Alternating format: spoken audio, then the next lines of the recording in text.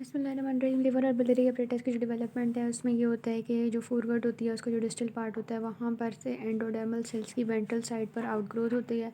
इस आउटग्रोथ को हम ये आउटग्रोथ पहले इस तरह होती है, इसको हम हेपेटिक डायवर्टिकुलम कहते हैं। फिर क्या होता है कि इस तरह से सेप्टम ट्रांसवर्सम आता है और ये इसके अंदर इन्वेट करती है। तो फिर क्या होता है कि ये दो पार्ट्स में डिवाइड हो जाती है।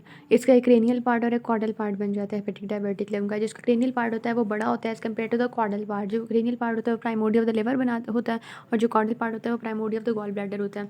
अब ये जो सेप्टम ट्रांसवर्सम है ये वाला जिसके अंदर प्रोट्रूड कर रहा है हेपेटिक डायवर्टिकुलम और फिर दो पार्ट्स में डिवाइड हो रहा है, इसकी कुछ डिटेल उन्होंने दी हुई है, पर इस डिटेल को हम बाद में डिस्कस करेंगे। Right now will continue with the development.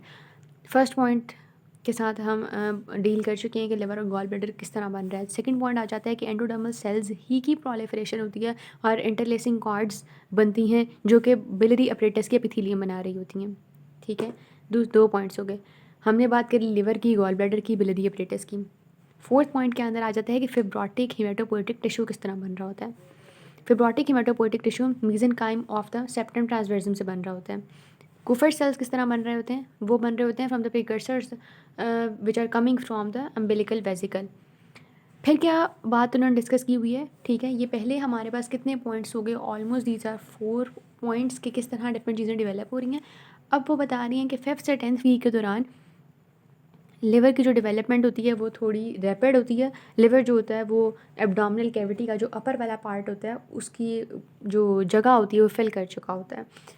शुरू शुरू में ये होता है कि राइट और लेफ्ट लोब जो होते हैं लिवर के वो ऑलमोस्ट इक्वल होते हैं, पर फिर क्या होता है कि right lobe it's slightly greater than that of the left lobe. ठीक है, लिवर तक जो ऑक्सीजनेटेड ब्लड आना होता है वो आ रहा होता है थ्रू अम्बिलिकल वेन, और जो आ रहा है ब्लड उसकी ऑक्सीजनेटेड ब्लड उसकी क्वांटिटी पर डिपेंड कर रहा होता है कि जो फंक्शनल डेवलपमेंटल सेगमेंटेशन हुई है लिवर की वो किस तरह की होगी।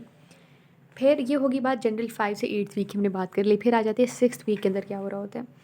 6th वीक के अंदर ब्लड फॉर्मेशन स्टार्ट हो जाती है। जो हिमेटोपोइटिक स्टेम सेल्स होते हैं वो डोर्सल अयोटा से लिवर की तरफ माइग्रेट करते हैं और ब्लड फॉर्मेशन स्टार्ट हो जाती है जिसकी वजह से एक ब्राइट रेड अपीयरेंस आने लग जाती है। 9th वीक के अंदर क्या होता है कि 10% ऑफ द फीटस का जो वेट होता है वो लिवर की वजह से होता है। 12th वीक के अंदर बाइल फॉर्मेशन शुरू हो चुकी होती है। जो सिस्टिक डक्ट होती है वो हेपेटिक डायवर्टिकुलम की स्टॉक से बन रही होती है। ठीक है, एक ये यहाँ पर पॉइंट आ जाता है। बाइल फॉर्मेशन जो होती है हेपेटिक सेल से शुरू कर लिए 12th वीक में था। उसके बाद जो पॉइंट हमने डिस्कस करना है वो ये है कि स्टॉक जो होता है हेपेटिक डायवर्टिकुलम का वो सिस्टिक डक्ट बना रहा होता है। फिर बात आ जाती है ऑब्लिटरेशन एंड रीकैनलाइजेशन की। इसमें क्या कॉन्सेप्ट है कि हमारे पास जो एक्स्ट्रा हेपेटिक बिलियरी अपरेटस होता है उसके जो सेल्स होते हैं वो प्रोलिफरेट करते हैं। फॉर एग्जांपल इस तरह है तो सेल्स दरमियान वाले प्रोलिफरेट करेंगे और पूरा जो ल्यूमन है वो ऑब्लिटरेट हो जाएगा। ल्यूमन ऑब्लिटरेट हो गया क्योंकि दरमियान जो सेल्स थे उन्होंने प्रोलिफरेशन शुरू कर ली। ठीक है, यानी इस तरह है ना, दरमियान में सेल्स ने प्रोलिफरेशन शुरू की, नए सेल्स आ गए और ल्यूमन ऑब्लिटरेट हो गया। फिर उसके बाद दोबारा दरमियान वाले जो सेल है उनकी डीजनरेशन होती है और इसे हम रीकैनलाइजेशन कहते हैं। तो इस तरह बिलियरी अपरेटस जो है एक्स्ट्रा हेपेटिक बिलियरी अपरेटस उसकी ऑब्लिटरेशन होती है पहले, फिर उसकी रीकैनलाइजेशन होती है। ठीक है, फिर बात आ जाती है कि जो एक्स्ट्रा हेपेटिक डक्ट होती है उसके जो एपिथेलियल सेल्स होते हैं वो एंडोडर्म से ही डिराइव हो रहे होते हैं। ठीक है, इसके एपिथेलियल सेल्स एंडोडर्म से डिराइव हो रहे होते हैं। स्टॉक ऑफ द डायवर्टिकुलम से जहाँ हमने बात की थी कि सिस्टिक डक्ट बन रही होती है, वहीं स्टॉक ऑफ द डायवर्टिकुलम जो कि सिस्टिक डक्ट हेपेटिक डक्ट को डोडेनम के साथ कनेक्ट कर रहा होता है उससे बाइल डक्ट बन रही होती है। बाइल डक्ट के बारे में भी उन्होंने कुछ डिटेल बताई हुई है, वो हम बाद में बात करते हैं। इसी तरह जो इंटरलेसिंग कॉर्ड्स में पड़ी थी उसके बारे में कुछ उन्होंने डिटेल बताई थी, वो बाद में बात करते हैं।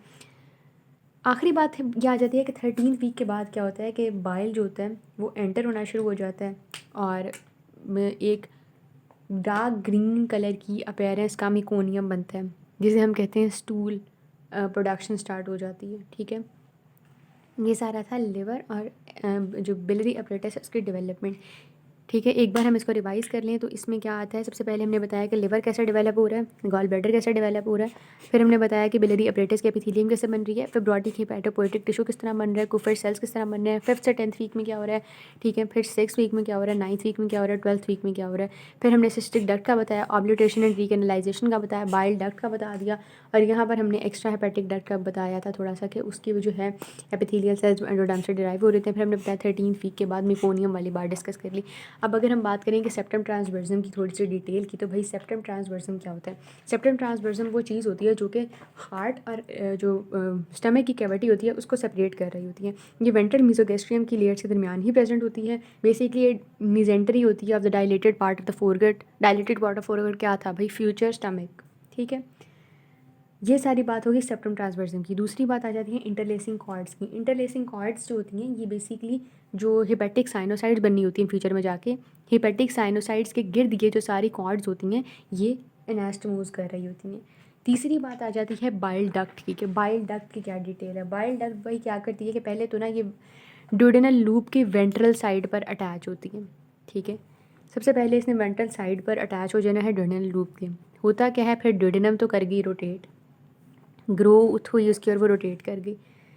फिर जो बाइल डक्ट होती है जिसकी जो एंट्रेंस होती है ड्यूडेनम के रोटेशन की वजह से वो ड्यूडेनम के डोर्जल एस्पेक्ट पर चली जाती है। बाइल डक्ट ने ड्यूडेनम के अंदर ओपन होना होता है, पहले वो वेंट्रल साइड पर होती है। ठीक है, और फिर ड्यूडेनम रोटेट कर गई तो जो ओपनिंग है वो चली गई डोर्जल साइड पर, एस्पेक्ट पर। That was all about it. इसमें हमने ये कवर किया है, ये कवर किया है, ये कवर किया है। Ventral mesentery is not covered in this.